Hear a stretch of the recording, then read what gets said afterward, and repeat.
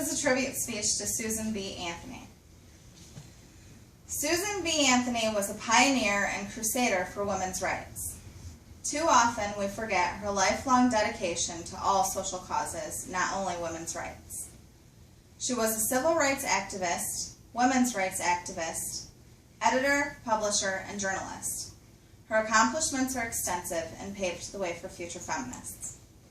Susan Brownell Anthony was born on February 15, 1820, to a politically active Quaker family. Her parents, Daniel and Lucy Anthony, had 7 children, 5 girls and 2 boys. In 1845, the family moved to Rochester, New York, where they became involved in the anti-slavery movement. They were also involved in the temperance movement, which tried to limit the production and sale of alcohol. She was denied the right to speak at one of the temperance movement's conventions because she was a woman. Anthony strongly supported and participated in both movements, but found herself limited in her efforts because she was unable to vote. It was also during this time that she joined the teachers' union and discovered that male teachers were paid $10 per month and women were only paid $2.50 per month. She felt equal pay should be received for equal work. It was also during this time that she was introduced to Elizabeth Cady Stanton, who was a fellow activist.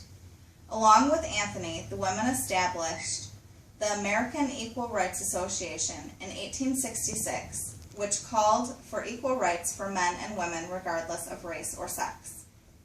The two also created and produced The Revolution, a weekly publication that lobbied for women's rights and whose motto was "Men their rights and nothing more, women their rights and nothing less."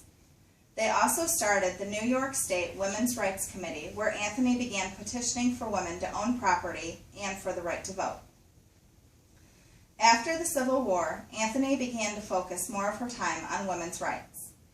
With Stanton and others, she formed the National Woman's Suffrage Association and concentrated their efforts on the federal woman's suffrage amendment. She traveled around the country delivering speeches to convince others to support the women's right to vote. In 1872, Anthony and her 3 sisters took matters into their own hands and defied suffrage by voting illegally in the 1872 presidential election. She was arrested for her crime and put on trial. The judge imposed a $100 fine, which Anthony refused to pay. Even after refusing to pay the fine, the judge did not sentence her to prison.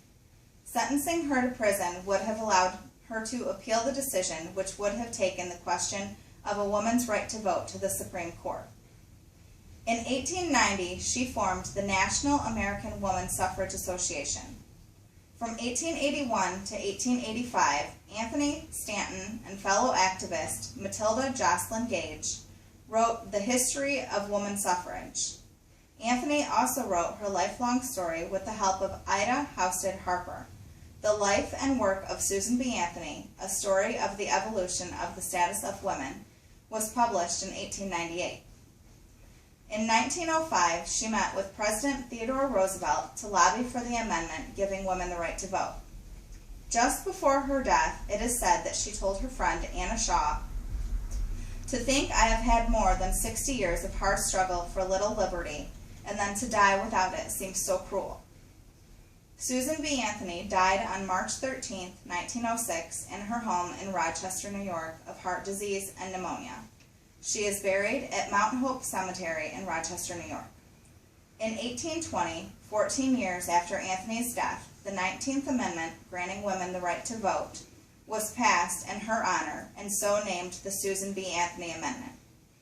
In 1979, in an acknowledgement to her dedication and hard work, the U.S. Treasury Department made her the first woman to be honored on a coin by placing her portrait on the dollar coin.